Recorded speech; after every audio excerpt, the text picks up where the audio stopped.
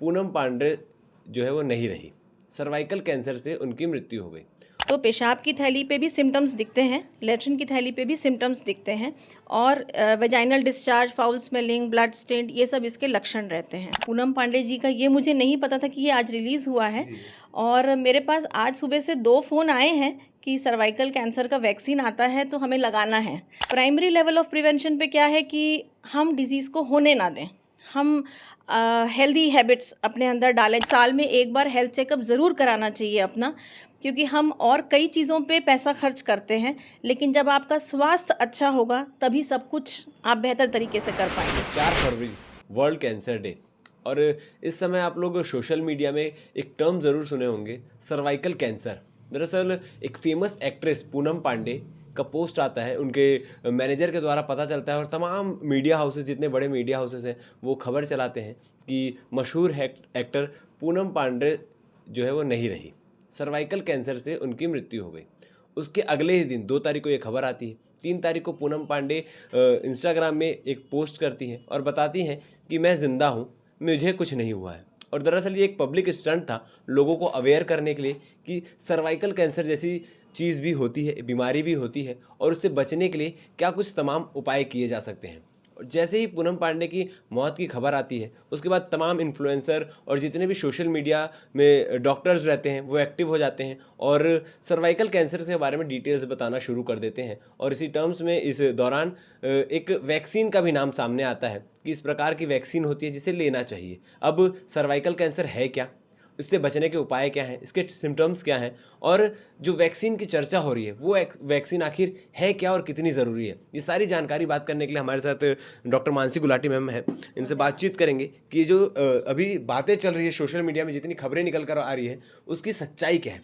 Ma'am, cervical cancer एक term बहुत तेज़ी से वायरल हो रहा है, वो है क्या, किस प्रकार की बीमारी है? सर्विक्स, बच्चेदानी का जो मुंह होता है उसका नाम है सर्विक्स।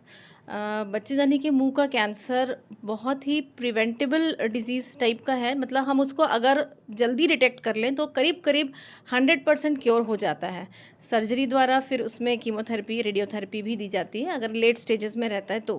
पर एक टेस्ट होता है, स्क्रीनिंग टेस्ट होता है पैप स्मीयर करके। तो नीचे का डिस्चार्ज लेकर के, बच्चेदानी के मुंह से सर्विक्स से डिस्चार्ज लेकर के जांच के लिए भेजा जाता है।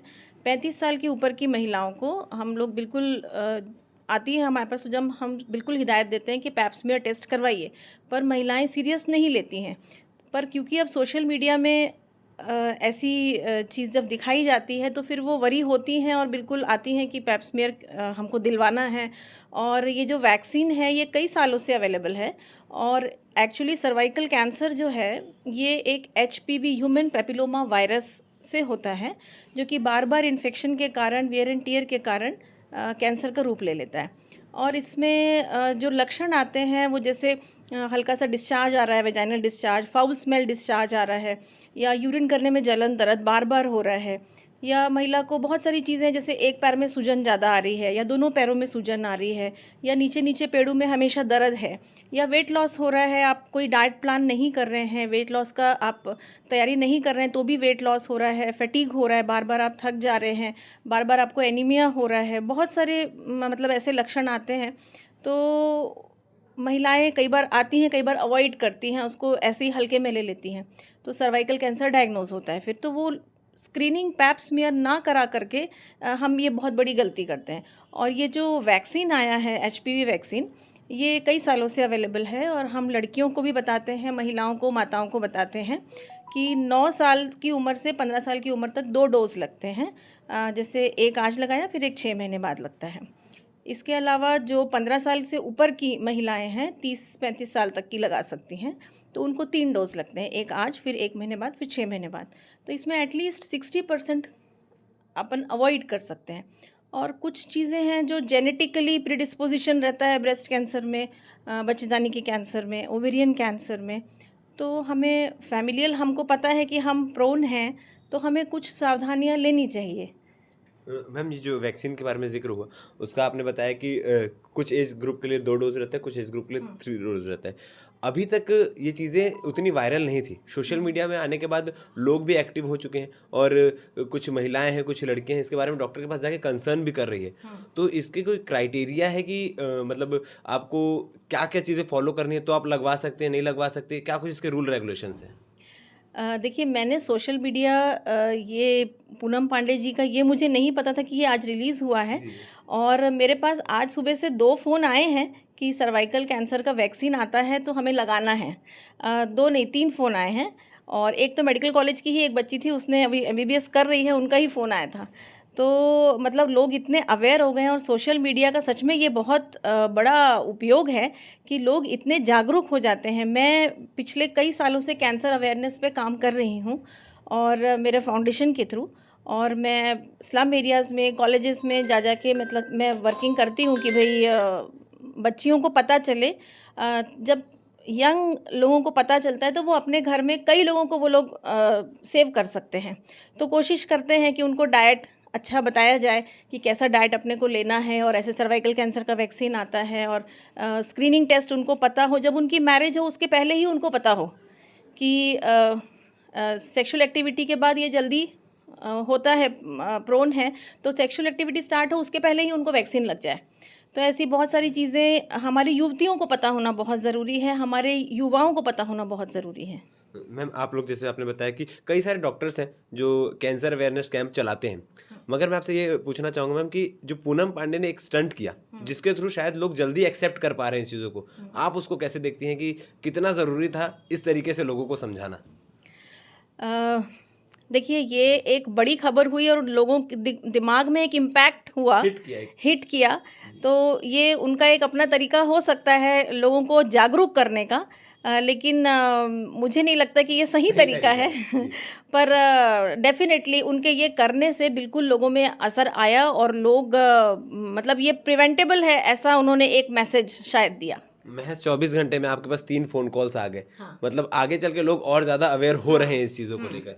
मतलब लोग अफ़सोस कर रहे थे कि वो सर्वाइकल कैंसर से चली गई हैं, और उन्होंने जैसे ही उनको पता चला तो उनकी सर्जरी हुई होगी और अभी वो रिकवर हो गई हैं, और उन्होंने मतलब कुछ अज्ञातवास लेकर के उन्होंने फिर एंट्री मारी, तो लोगों को लगा कि अरे ये कैंसर से उभर के आ गई हैं, तो ये बहुत अच्छी बात है। पर ये तरीका थोड़ा-सा थोड़ा-सा गलत है, पर फिर भी लोगों को हिट किया, ये बहुत अच्छी बात है। और हम तो कई साल से गायनेकोलॉजिस्ट, शहर में सारे ही गायनेकोलॉजिस्ट कई साल से ट्राई कर रहे हैं कि इसको सभी हमारी युवतियों को पता होना चाहिए और वैक्सीनेशन बिल्कुल होना चाहिए। थोड़ा-सा महँगा आता है, सरकार के द्वारा ये वैक्सीन अभी नहीं लगाया जा पा रहा है, पर कई जगहों पे ये गवर्नमेंट के द्वारा ही लगाया जाता है, पर अभी इंडिया में नहीं हो पा रहा है।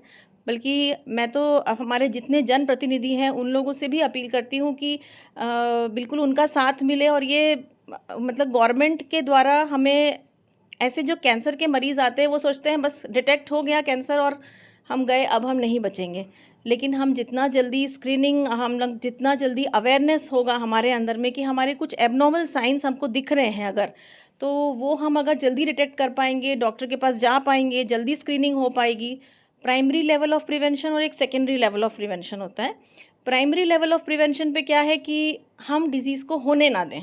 हम हेल्दी हैबिट्स अपने अंदर डालें, जैसे आजकल हम लोग केमिकल्स का बहुत प्रयोग करते हैं, प्लास्टिक्स का प्रयोग करते हैं, हम लोग खाना माइक्रोवेव में गर्म करते हैं। इतने रेडिएशन वाले युग में हम जी रहे हैं, इतनी सिंथेटिक चीज़ें हम लोग खाते हैं, और ये सब चीज़ें हम अवॉइड करें, हम अपने बच्चों को सिखाएं और हम खुद भी अपने जीवन में उतारें। हम सीडेंटरी लाइफस्टाइल में हैं, एक्सरसाइज बिल्कुल नहीं है, तो ये हेल्दी हैबिट्स हम योगा, प्राणायाम, ये सब से प्रतिरोधक क्षमता शरीर की बढ़ती है। सेकेंडरी लेवल ऑफ प्रिवेंशन पे है कि हम ऑलरेडी बाउंड टू हैं कि हमें होना है, फैमिलियल हमारा कुछ जीन ऐसा चल रहा है, तो हम स्क्रीनिंग अपनी एक तगड़ी रखें कि भाई हम हर 3 साल में पैप स्मीयर टेस्ट कराएं। हम महिलाओं को चाहिए कि ब्रेस्ट का सोनोग्राफी या मैमोग्राम एक कराएं। अंडेदानी का कैंसर बहुत नोटोरियस रहता है, मतलब वो बहुत जल्दी पकड़ में नहीं आता है, उसमें खाली ब्लोटिंग, मतलब हैवीनेस, सेंस ऑफ फुलनेस, ऐसे वाली गैस, इनडाइजेशन, ऐसी वाली तकलीफ़ें रहती हैं उसमें सबसे पहले, तो वो जल्दी पकड़ में नहीं आता है। तो उसके लिए अपन एक पेट का सोनोग्राफी 3 साल में एक बार या 2 साल में एक बार, एटलीस्ट अपने जितने बड़े लोग हैं, जितनी मदर्स हैं, उनको एक हेल्थ चेकअप गिफ्ट किया जाए, ये बहुत महंगा नहीं है। तो जैसे हम कुछ और सामान देते हैं उससे बेहतर है 3 साल में एक बार कोई उनको हेल्थ चेकअप गिफ्ट दे। तो ऐसा एक चलना चाहिए प्रोग्राम, मुझे लगता है गवर्नमेंट की तरफ से भी चलना चाहिए। और कैंसर का इलाज इतना महंगा हो जाता है कि मरीज एक अस्पताल से दूसरे अस्पताल इधर उधर भटकते भटकते हाँ स्विच होते हैं। तो उन्हें सच में ज़रूरत है एक ऐसे क्लब की कि एक दूसरे का सहारा बने।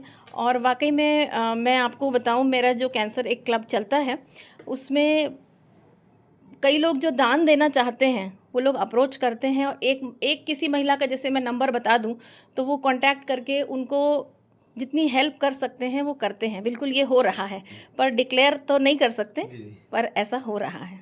एक आखिरी सवाल लेना चाहूँगा मैम, जैसे सोशल मीडिया इस मामले में जितना फ़ायदेमंद साबित हुआ है, कई बार उसके ड्रॉबैक्स भी हो जाते हैं, क्योंकि कुछ लोग आजकल किसी भी प्रकार की बीमारियाँ हो, चाहे वो छोटी बीमारी हो या बड़ी बीमारी हो, यूट्यूब के भरोसे ज़्यादा डॉक्टर के पास ना जाके खुद इलाज ढूंढ लेते हैं, घरेलू इलाज हो, ऐसे यूट्यूब के भरोसे रहते हैं। तो उनसे आप क्या कहना चाहेंगे, क्या अपील करना चाहेंगे? देखिए, यूट्यूब अच्छा माध्यम है, लेकिन पुष्टिकरण अपने को बिल्कुल 2-3 अलग-अलग जगहों से हमको स्पष्टीकरण बिल्कुल लेना चाहिए। सिर्फ़ यूट्यूब पे रिलाई नहीं करना चाहिए। और डॉक्टर्स बिल्कुल आप जाएँगे तो वो आपको फ़ायदा ही करेंगे। एक बिल्कुल साल में एक बार हेल्थ चेकअप ज़रूर कराना चाहिए अपना, क्योंकि हम और कई चीज़ों पे पैसा खर्च करते हैं, लेकिन जब आपका स्वास्थ्य अच्छा होगा तभी सब कुछ आप बेहतर तरीके से कर पाएँगे। तो बिल्कुल अपने ऊपर साल में एक बार हेल्थ चेकअप ज़रूर कराना चाहिए। आपको कोई तकलीफ़ हो चाहे ना हो, पर एक स्क्रीनिंग ज़रूर करानी चाहिए। तो हमारे साथ मैम थी डॉक्टर मानसी गुलाटी, जिन्होंने बताया कि सर्वाइकल कैंसर है क्या, इससे बचने के उपाय क्या हैं, इसके सिम्टम्स क्या हैं, और जिस वैक्सीन की बात हो रही है वो वैक्सीन किस एज में लेना सही है और किस प्रकार से लेना सही है। फ़िलहाल के लिए खबर यही है कि जो पूनम पांडे नहीं रही, इस प्रकार की खबरें चल रही थी, वो सारी खबरें फेक सिद्ध हो गई, क्योंकि पूनम पांडे ने खुद सोशल मीडिया में आकर ये चीज़ें डाली हैं कि मैं ज़िंदा हूँ, और एक कैंपेन ड्राइव करने के लिए, लोगों को अवेयर करने के लिए वो ऐसा पब्लिक स्टंट की थी, ताकि लोगों को सर्वाइकल कैंसर के बारे में पता चले। जी मैम। जैसे ये बच्चेदानी है, ये बच्चेदानी का मुंह कहलाता है, ये योनि मार्ग है। तो बच्चेदानी का मुंह का कैंसर जो है वो यहाँ होता है। इसके आगे पेशाब की थैली है, इसके पीछे लैट्रिन की थैली है। तो पेशाब की थैली पे भी सिम्टम्स दिखते हैं, लैट्रिन की थैली पे भी सिम्टम्स दिखते हैं, और vaginal discharge, foul smelling, blood stained, ये सब इसके लक्षण रहते हैं। तो ऐसा कुछ भी तकलीफ़ हो, यूरिन बार बार आना, मोशन में प्रॉब्लम होना, या ऐसा डिस्चार्ज होना, या फाउल स्मेलिंग होना, तो महिलाओं को बिल्कुल ध्यान देना चाहिए और बिल्कुल डॉक्टर को अप्रोच करना चाहिए। इसके अलावा पैप स्मीयर टेस्ट बिल्कुल हमको अपनी युवतियों को मैरिज के पहले उनको बच्चियों को पता होना चाहिए। और बच्चियों को पता होगा तो वो मदर को भी ध्यान देंगी, और घर में जितनी महिलाएं होंगी वो उन सबको ध्यान देंगी। तो हम लोग बिल्कुल सभी गायनेकोलॉजिस्ट ध्यान देते हैं इस पे कि हम अपने बच्चों को, अपने महिलाओं को बताएं कि वो लोग वैक्सीनेशन के लिए रेडी हों। मैम ने सारी डिटेल्स में बातें की हैं कि आपको किस प्रकार से अपने ऊपर और अपने परिवार के हेल्थ के ऊपर ध्यान देना चाहिए, और छोटी से छोटी परेशानी हो तो डॉक्टर से कंसर्न ज़रूर करें। बाकी ये हमारी वीडियो आपको कैसी लगी, आप कमेंट सेक्शन में कमेंट करके बता सकते हैं। धन्यवाद।